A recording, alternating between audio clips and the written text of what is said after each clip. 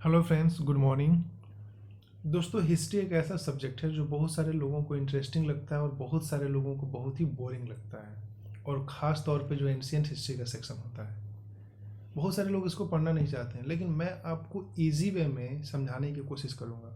और आज से मैं रेगुलर बेसिस पे, मतलब डेली बेसिस पे आपको हिस्ट्री से रिलेटेड, यानी कि एंशियंट हिस्ट्री, मेडिएवल, मॉडर्न, समय समय पे रेगुलर बेसिस पे आपको वीडियो प्रोवाइड कराते रहूँगा, अलग अलग सेक्शन वाइज और साथ ही साथ में रेगुलर बेसिस पे।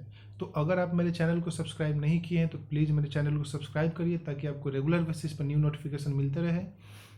तो चलिए शुरू करते हैं आज से।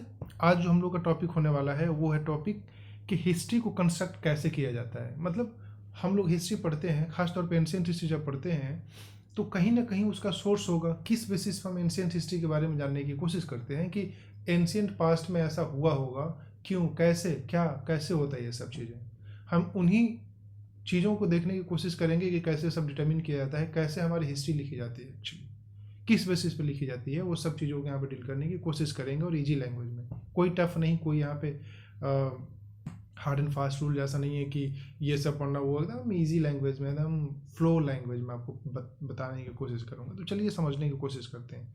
दोस्तों, जो हिस्ट्री लिखी जाती है ना, वो मेनली 5 बेसिस पे लिखने की कोशिश की जाती है, ढूंढा जाती है, 5 प्रोडक्ट ढूंढा जाता है जिसके बेस पर हम लोग हिस्ट्री कंस्ट्रक्ट करने की कोशिश करते हैं। Material remains, coins, inscriptions, literary sources and foreign sources. One by one करके हम लोग समझने की कोशिश करते हैं। चलिए, मटेरियल रिमेन्स क्या होता है? या तो कोई मरा हुआ इंसान होगा, बरियल होगा, बिल्डिंग्स होगा, कोई बचा हुआ, एक्सकावेशन करके निकालते हैं दोस्तों, यही तो होता है मटेरियल रिमेन। मतलब कोई चीज़ बचा हुआ है, बहुत पुरानी चीज़ है, वो बची हुई है, उसको खुदाई करके देखेंगे, या फिर पहले से खड़ा होगा वो देखेंगे, फिर मरा हुआ चीज़ होगा, या फिर दफनाया गया होगा, इन्हीं सबसे देखेंगे। और क्या होता है? अब जैसे देख लीजिए, साउथ इंडिया जो है ये स्टोन टेम्पल्स के लिए बहुत फेमस है, और साथ ही साथ में ईस्टर्न इंडिया में ब्रिक्स की मोनेस्ट्री ज़्यादा पाई जाती है, यानी कि ईस्टर्न इंडिया में यहाँ पे ईंटों की कलाकारी हो रही है और साउदर्न इंडिया में पत्थरों की कलाकारी हो रही है। समझ रहे कि नहीं समझ रहे हैं? हाँ। तो ये क्या दिखा रहा है? ये दिखा रहा है कि पास्ट में, यानी कि हमारे एंशियंट हिस्ट्री में, एंशियंट सोसाइटी में हमारे इंडिया की स्टोन स्टोन से बनी हुई चीज़ें कहाँ पे होती थी, और साथ ही साथ मीट का कहाँ पे इस्तेमाल ज़्यादा किया जाता था। तो ये क्या दिखा रहा है? बिल्डिंग एक्टिविटी दिखा रहा है ना दोस्तों। तो ऐसे ही हम मटेरियल रिमेन्स को ढूंढ के एक्सकावेशन के जरिए हम हिस्ट्री कंस्ट्रक्ट करने की कोशिश करते हैं। अब जैसे देखिए, मैं एक बात बताता हूँ आपको, एक्सकावेशन क्या होता है? एक्सकैवेशन का मतलब होता है खुदाई करना। जब तक हम खुदाई, जैसे हड़प्पा सिविलाइजेशन को ले लीजिए, नालंदा यूनिवर्सिटी जानते ही होंगे, बिहार में है, नालंदा डिस्ट्रिक्ट में। तो नालंदा यूनिवर्सिटी के बारे में कब पता चला? जब हम लोग वहाँ पे खुदाई करना शुरू किए। अब दोस्तों एक बात समझ लीजिए, नालंदा यूनिवर्सिटी की केवल अभी बहुत कम खुदाई हुई है। अगर मान लीजिए कि 100% वहाँ पे है, तो केवल अभी उसका 1 और 2% ही खुदाई हो पाई है, क्योंकि और 98% खुदाई होना संभव ही नहीं है वहाँ पे, क्योंकि इतनी बड़ी वहाँ पे सिविलाइजेशन बन चुकी है। तो हम लोग खुदाई के जरिए समझने की कोशिश करते हैं, वहीं होता है एक्सकैवेशन दोस्तों। और जब खुदाई करते हैं तो हमें मटेरियल्स का रिमेन मिलता है, बिल्डिंग का रिमेन्स मिलता है, बचा हुआ उसका मलबा मिलता है, जिससे हम लोग हिस्ट्री कंस्ट्रक्ट करने की कोशिश करते हैं। मॉल्स क्या होता है? मॉल्स वो एक टीला टाइप से होता है, एक मतलब बोल सकते हैं कि एक्यूमुलेटेड प्लेस होता है, लैंड होता है, जहाँ पे कि ढेर सारी चीज़ें दबी होती हैं पुरानी सिविलाइजेशन की, जिसको हम खुदाई करके हम लोग हिस्ट्री कंस्ट्रक्ट करने की कोशिश करते हैं उसके मटेरियल्स पे। अब जैसे देख लीजिए, नॉर्थ वेस्टर्न पीपल जो थे, नॉर्थ वेस्टर्न हमारे इंडिया के जो नॉर्थ वेस्टर्न पीपल थे, वो 250 साल, मतलब 2500 साल पहले ही सिटी बनाना जान गए थे। हड़प्पा सिविलाइजेशन, अर्बन सिविलाइजेशन था दोस्तों, आपको पता होनी चाहिए।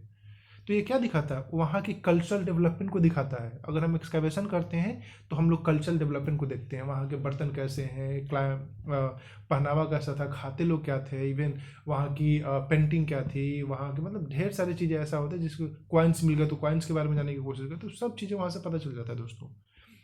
अब देखिए, मेगालिथ कौन होते थे? आपको पता है मेगालिथ क्या था? मेगालिथ का मतलब होता है बड़े बड़े पत्थर के चट्टान। साउथ इंडिया के बारे में हमारे पास में कोई खास, मतलब अगर साउथ इंडिया का हम लोग एंशियंट हिस्ट्री को देखें तो हमें हमारे पास में कुछ खास जरूरत की चीज़ें नहीं है जिनके बेस पर हम लोग इनकी हिस्ट्री को समझने की कोशिश कर सकते हैं। साउथ इंडिया की एंशियंट हिस्ट्री को समझने के लिए जो सबसे बड़ा बेस माना जाता है वो मेगालिथ ही माना जाता है दोस्तों। क्योंकि जब मरते थे ना, तो वहाँ के जो लोग थे वो दफना के और चारों तरफ से पत्थरों से उनको खड़ा कर देते थे कि ये यहाँ पे कोई दफनाया हुआ इंसान है, और उनके साथ में ढेर सारे मटेरियल भी दफना देते थे। तो उन्हीं मेगालिथ से हमें उनके बारे में समझने की मतलब वो होती है, हम लोग समझ पाते हैं कि वो कौन थे, इसीलिए उनको मेगालिथ बोला जाता था दोस्तों। तो देखिए, ये भी मटेरियल डिमेंसी है जिसके चलते हम लोग पता करते हैं कि क्या है, कैसे है, हिस्ट्री बनाने की कोशिश करते हैं। वहाँ पर जो अंदर मिलती हैं कब्र में, तो उससे भी हम लोग हिस्ट्री बनाते हैं। एक बहुत बड़ा टेक्निक है जिसके जरिए हम लोग हिस्ट्री बनाते हैं मटेरियल सीमेंट्स को देखो, वो कार्बन डेटिंग। कार्बन डेटिंग क्या होता है? आपको क्या लगता है कार्बन डेटिंग क्या होता है?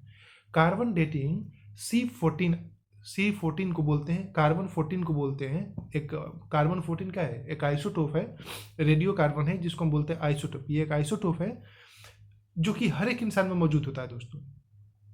अगर कोई इंसान में हाफ, अगर पूरी की पूरी उस इंसान की अगर हाफ कार्बन डेटिंग खत्म होने में लग जाए, सॉरी, C14 खत्म होने में लग जाए, तो 5,600 मतलब 5,568 साल लग जाता है। लगभग 6,000 साल आपके बॉडी से कार्बन डेटिंग खत्म होने में लग जाएगा दोस्तों, हाफ केवल आपका।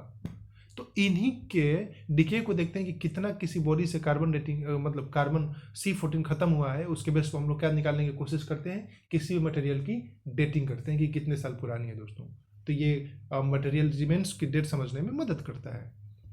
अब देखिए, राजस्थान में 7,000 BC पहले ही एग्रीकल्चर होता था। ये कैसे पता चला? आखिर मटेरियल सीमेंट मिला होगा तभी तो पता चला ना दोस्तों। तो देख लीजिए, आपको एक और पॉइंट मिल गया, राजस्थान में 6,000 से 7,000 BC पहले ही एग्रीकल्चर होता था। ये सब मटेरियल रिमेंट से पता चलता है। जो दूसरा इंपॉर्टेंट पॉइंट होता है वो होता है क्वाइंस। क्वाइंस बहुत बड़ी भूमिका निभाता है किसी भी हिस्ट्री को लिखने के लिए दोस्तों। आपको क्या लगता है कि मौर्याज के समय में, पोस्ट मौर्याज के समय में कमर्शियल एक्टिविटी ज़्यादा होता था, कम होता था? ये सब कैसे पता चलता है? कहीं ना कहीं क्वाइंस के बेसिस पे ही हम लोग ये अनुमान लगा पाते हैं दोस्तों। चलिए समझने की कोशिश करते हैं कैसे, क्या, कौन कौन से क्वाइंस होते थे एंशियंट हिस्ट्री में। चलिए, एंशियंट हिस्ट्री में कॉपर, सिल्वर, गोल्ड, लेड, ये सब कॉइन्स मिलती थी दोस्तों, बहुत मिलती थी। एंशियंट कॉइन्स यही सब होता था। कुशाना जो वो थे जिन्होंने बर्न्ड क्ले यानी कि मिट्टी के जला के, जो नहीं बनते थे हम लोग बचपन में, जैसे आप लोग खेले होंगे, मिट्टी को पकाते थे और उसका वो टॉयज बनाते थे, तो वो लोग क्वाइंस को जला यानी कि मिट्टी के क्ले को जला के क्वाइंस बनाते थे कुशानाज वाले। सबसे ज़्यादा क्वाइंस जो मिले हैं, सबसे ज़्यादा कॉइन्स जो मिले हैं वो पोस्ट मौर्याज के समय में मिले हुए हैं दोस्तों। गुप्ता जो वो थे जिन्होंने सबसे ज़्यादा अमाउंट में गोल्ड कॉइन्स जारी किया था। तो देखिए यहाँ पर ढेर सारे आपको पॉइंट मिल गए, तो ये आपको ध्यान में रखना होगा। अब हम बात करते हैं इंस्क्रिप्शंस के बारे में। इंस्क्रिप्शन क्या होता है? इंस्क्रिप्शन दो प्रकार के होते हैं दोस्तों, एक पैलियोग्राफी और एक इपिग्राफी। इपिग्राफी का मतलब होता है सिंपल इंस्क्रिप्शन जिसको बोलते हैं, और पैलियोग्राफी का मतलब होता है पत्थरों पर लिखाई हुई इंस्क्रिप्शन, उसको बोलते हैं पैलियोग्राफी। और इपिग्राफी जो पत्थरों पर नहीं लिखी होती है। तो जो सबसे पुराना इंस्क्रिप्शन मिला हुआ है वो प्राकृत लैंग्वेज में लिखा हुआ है दोस्तों, इंडिया में हमारा, और वो 3rd BC में लिखा गया था, 3rd सेंचुरी BC में, समझ लीजिए। तो इंस्क्रिप्शन भी आपको मदद करता है हिस्ट्री लिखने में। जैसे मान लीजिए कि पुराना कोई राजा है, उसने इंस्क्रिप्शन लिखवा दिया पत्थरों के ऊपर में, तो जब हम लोगों को मिलेगा तो हम लोग समझ पाएंगे कि उस समय ये क्या हो रहा था, उस समय कौन सा राजा था, क्या था, ढेर सारी चीज़ें उनके बारे में पता चलती है, और फिर हम लोग हिस्ट्री कंस्ट्रक्ट करने की कोशिश करते हैं। तो ऐसे हिस्ट्री लिखी जाती है। आपको क्या लगता है कि रामचंद्र गुहा यहाँ पे बैठे और एंशियंट हिस्ट्री के बारे में सोचना शुरू कर दिया, उन्होंने लिख दिया गांधी जी के बारे में, मॉडर्न हिस्ट्री के बारे में? ऐसा कुछ नहीं होता है। उनको पहले सब कहानी देखनी पड़ती है शुरू से लेकर लास्ट तक, तब कोई इंसान लिख पाता है। आर्य शर्मा ने एंशियंट हिस्ट्री लिखा तो कैसे लिखा? कहीं ना कहीं उन्होंने मटेरियल्स देखा, कंस्ट्रक्ट करने की कोशिश किया, तभी तो उन्होंने लिखा ना ये सब चीज़ों को। तो चलिए समझने की कोशिश करते हैं। संस्कृत दोस्तों, इंस्क्रिप्शन जो संस्कृत में लिखा जाना शुरू हुआ वो 2nd सेंचुरी AD से लिखा जाना शुरू हुआ था, लेकिन जो सबसे ज़्यादा प्रचलित हुआ वो 4th और 5th सेंचुरी AD में प्रचलित हुआ। 2nd सेंचुरी में शुरू हुआ था, लेकिन 4वीं 5वीं शताब्दी में बहुत ज़्यादा प्रचलित हुआ। सबसे पुरानी इंस्क्रिप्शन जो लिखी गई थी वो सील्स पे लिखी गई थी, हड़प्पा सिविलाइजेशन में। याद करिए दोस्तों, हड़प्पा में। हम इसके बारे में बाद में बात करेंगे, इसके अगले वीडियोज में हम लोग धीरे धीरे बात करेंगे। तो हड़प्पा सिविलाइजेशन में सबसे पहले मिला था, सील्स पे लिखे जाते थे इंस्क्रिप्शन। पिक्टोरियल इंस्क्रिप्शन था, पिक्चर के फॉर्म में लिखे जाते थे, सिंबॉलिक होता था। स्टोन पे साथ ही साथ में rocks, pillars, temples, wall, bricks, images, copper plate, सब पे लिखे जाते थे दोस्तों। लेकिन कॉपर प्लेट पे इंस्क्रिप्शन लिखना क्रिश्चियन इरा यानी कि कॉमन इरा के बाद से शुरू हुआ। रीजनल लैंग्वेजेज में दोस्तों, देखिए रीजनल लैंग्वेज में इंस्क्रिप्शन लिखना 9वीं और 10वीं शताब्दी से शुरू हुआ दोस्तों। 9वीं और 10वीं सेंचुरी से, याद रखिएगा, सारे इंपॉर्टेंट क्वेश्चन है आपके लिए। रीजनल लैंग्वेज में इंस्क्रिप्शन लिखना इंडिया में 9वीं और 10वीं शताब्दी से शुरू हुआ। कॉर्पस इंस्क्रिप्शनम इंडिकारम, ये एक बुक है, इंक्लूसिव बुक है। पता है किसके लिए? मौर्याज, पोस्ट मौर्याज और गुप्ताज के समय में जितनी भी इंस्क्रिप्शन मिली, जितनी भी इंस्क्रिप्शन मौजूद थी, उन सबको कंपाइल करके किताब लिखा गया जिसको बोलते हैं कॉर्पस इंस्क्रिप्शनम इंडिकारम दोस्तों। इन तीनों साम्राज्य का एक्यूमुलेटेड इंस्क्रिप्शन इसमें है, समझ लीजिए। उसके बाद में हड़प्पा सिविलाइजेशन में जो इंस्क्रिप्शन का इस्तेमाल होता था वो पिक्टोरल होता था दोस्तों, जैसा कि मैंने आपको बताया। अशोका के बारे में बात करते हैं। अशोका की जो मेन इंस्क्रिप्शन लिखने की जो टेक्निक थी, स्क्रिप्ट थी, वो ब्राह्मी स्क्रिप्ट थी। ब्राह्मी स्क्रिप्ट को लेफ्ट से राइट की ओर लिखा जाता था, जैसे हम लोग उर्दू लिखते हैं, और ये उसकी मेन इंस्क्रिप्शन थी, उसकी मेन लैंग्वेज थी अशोका की लिखने की। उसके बाद में उसने कुछ खरोष्टी स्क्रिप्ट में भी उसने क्या करवाया, इंस्क्रिप्शन करवाया था। खरोष्टी को राइट टू लेफ्ट लिखते थे दोस्तों, सॉरी, ब्राह्मी जो था लेफ्ट टू राइट लिखते थे, मतलब जैसे हम लोग आज लिखते हैं, और जो खरोष्टी था उसको हम लोग राइट टू लेफ्ट लिखते थे उर्दू के तरीके से, माफ करिएगा दोस्तों। अशोका जो था, अशोका का ग्रीक और अरमिक इंस्क्रिप्शन पाकिस्तान में मिले हुए हैं और अफगानिस्तान में मिले हुए हैं। समझ लीजिए उसका बड़ा इंपायर कहाँ तक था, हम लोग बाद में बात करेंगे इन सब के बारे में। 14 सेंचुरी एडी में फिरोज शाह तुगलक मेडिएवल पीरियड की बात कर रहे हैं, मेडिएवल पीरियड में फिरोज शाह तुगलक ने क्या किया कि अशोका के 2 पिलर को ढूंढ लिया उसने। पहले कभी ढूंढा नहीं गया था लेकिन मिला नहीं था, तो इसने ढूंढा था अशोका के 2 पिलर को। और जेम्स प्रिंसेप वो पहले इंसान थे, पहला ब्रिटिश इंसान था जिसने कि अशोका के इंस्क्रिप्शन को डेसिफर किया। उसने उसको पढ़ा कि अशोका ने क्या लिखा हुआ, समझ लीजिए। कब ये किया था? 1837 में किया था। ये ब्रिटिश ईस्ट इंडिया कंपनी का एक सिविल सर्वेंट था, जैसे कि आज हम लोग यूपीएससी के जरिए बनते हैं, उसी प्रकार से था वो, समझ लीजिए। उसके बाद में समुद्रगुप्त का एक इंस्क्रिप्शन इलाहाबाद में मौजूद है। अकबर किला जो है इलाहाबाद में, उसी में समुद्रगुप्त का एक इंस्क्रिप्शन मौजूद है दोस्तों। चलिए अब बात करते हैं हम लोग एंशियंट इंडियंस के बारे में, जो कि राइटिंग जो जानते थे वो 2500 यानी कि 250 बीसी पहले, 2500 बीसी पहले ही वो लोग राइटिंग जानते थे। लेकिन वो लोग बर्च बाग यानी कि पेड़ के छाल पे, पत्तियों पर लिखते थे, ये था। इसलिए बहुत सारे जो राइटिंग वो खत्म भी हो चुके हैं। लेकिन सेंट्रल एशिया वाले जो होते थे ना, सेंट्रल एशिया जो कि तुर्कमेनिस्तान, कजाकिस्तान, अफगान, वो जो बीच वाला रीजन है, वो लोग मैंने लीदर पे लिखते, मतलब लेदर पे लिखते, चमड़े पे लिखते थे, भेड़ के चमड़े पे और सब लोगों को चमड़े पे लिखते थे, और वुडन क्ले, लकड़ी के बने हुए क्ले पे लिखते थे। इसीलिए उनका इंस्क्रिप्शन बहुत दिनों तक सुरक्षित भी रहा।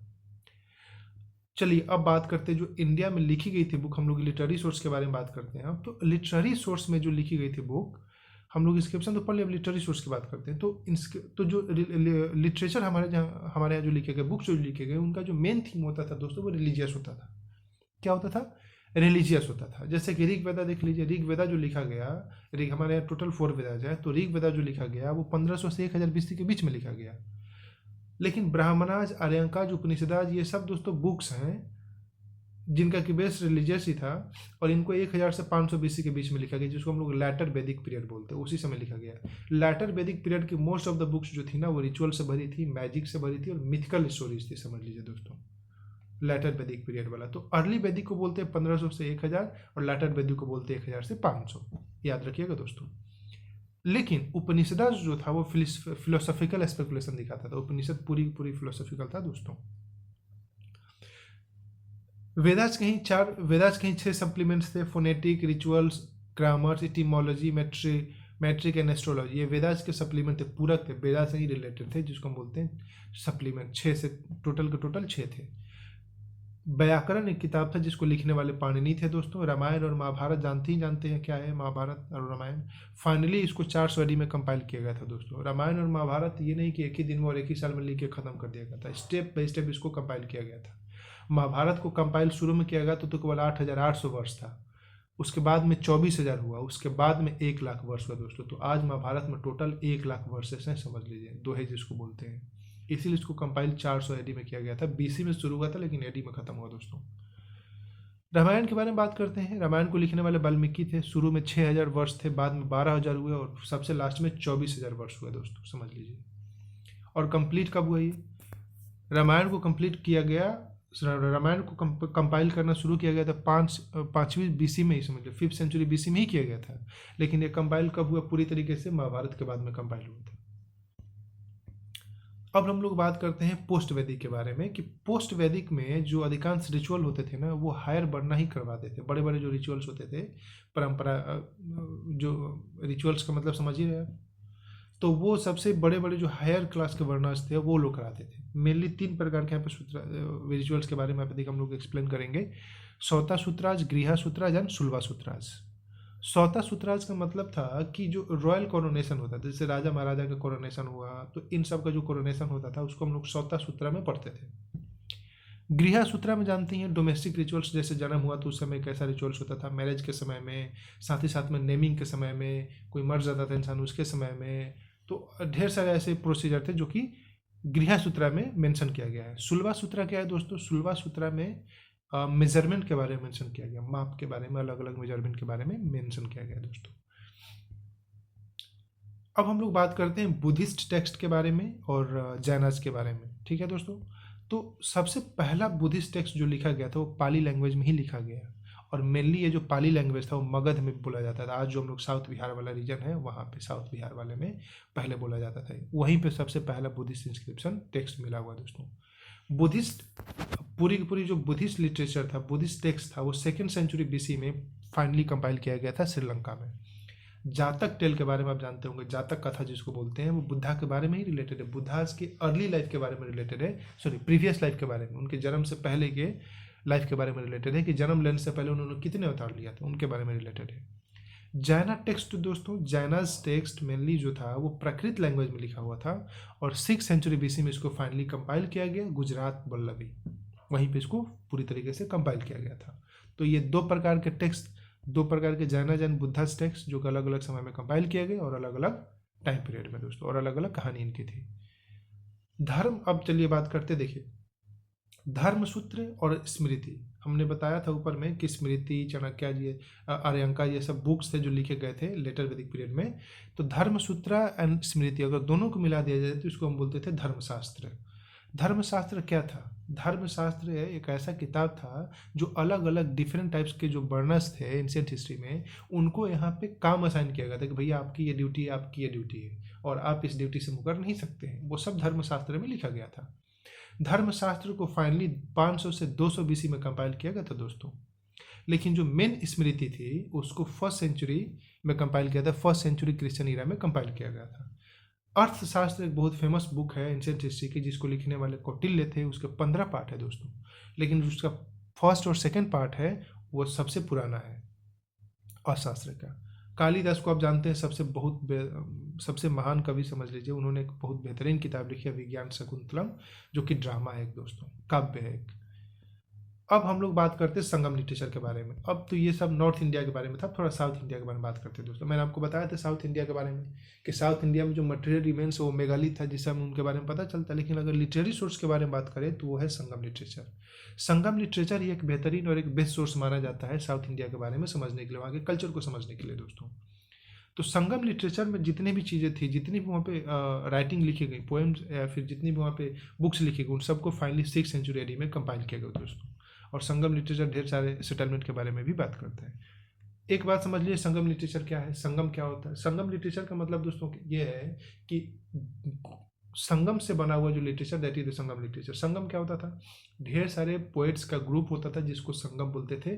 राजा पेट्रोनाइज करता था उनको बुक्स लिखने के लिए, पोएम्स लिखने के लिए, डिफरेंट टाइप्स के लिटरेचर्स लिखने के लिए, और उस ग्रुप ऑफ पोएट से जो बुक्स बनती थी, लिखी जाती थी, उसी को हम लोग बोलते हैं संगम लिटरेचर, जो कि हमारे साउथ इंडिया के बारे में जानने के लिए बहुत बड़ा और बेहतरीन सोर्स माना जाता है। फॉरेन सोर्स दोस्तों, ये भी हिस्ट्री कंस्ट्रक्ट करने में मदद करता है। कैसे? अलेक्जेंडर के इन्वेजन के बारे में इंडिया में कोई ऐसा सोर्स नहीं है जिससे हमें पता चलता है। हमें केवल और केवल ग्रीक सोर्सेज से ही पता चलता है इंडिया में इन्वेजन के बारे में, अलेक्जेंडर का। इसलिए हम लोग फॉरेन पर डिपेंड है अलेक्जेंडर के इन्वेजन को पढ़ने के बारे में। साथ ही साथ में मेगास्थनीज ने इंडिका लिखा, ये चंद्रगुप्त मौर्य के समय में आया था, पटना में था ये। तो इन्होंने बेहतरीन तरीके से पूरी की पूरी पटना के बारे में, बिहार के बारे में, वहाँ के आर्ट एंड कल्चर और वहाँ के सिस्टम के बारे में उन्होंने एक्सप्लेन किया था, जिससे कि हमें नॉलेज मिलता है। तो अगेन ये ग्रीक राइटर था जिसके बारे में हमें नॉलेज मिलता है। तो ये कुछ फॉरेन सोर्सेस है जिससे कि हमें नॉलेज मिलता है। तो आज दोस्तों हम लोगों ने समझा कि कैसे हिस्ट्री कंस्ट्रक्ट किया जाता है और किस प्रकार से कोई हिस्ट्री का जो राइटर है वो चीज़ों को लिखता है, और हम क्यों और किस प्रकार से हिस्ट्री बनाते हैं और पढ़ते हैं। अगले वीडियो में मैं आपको डील करूंगा अगले टॉपिक को, कल हम लोग डील करेंगे दूसरे टॉपिक को। तो तब तक मेरे चैनल को सब्सक्राइब करिए, मेरे वीडियोस को लाइक करिए। Thank you so much. और कोई भी अगर क्वेरी है तो मुझे कमेंट बॉक्स में ज़रूर कमेंट करके पूछिएगा।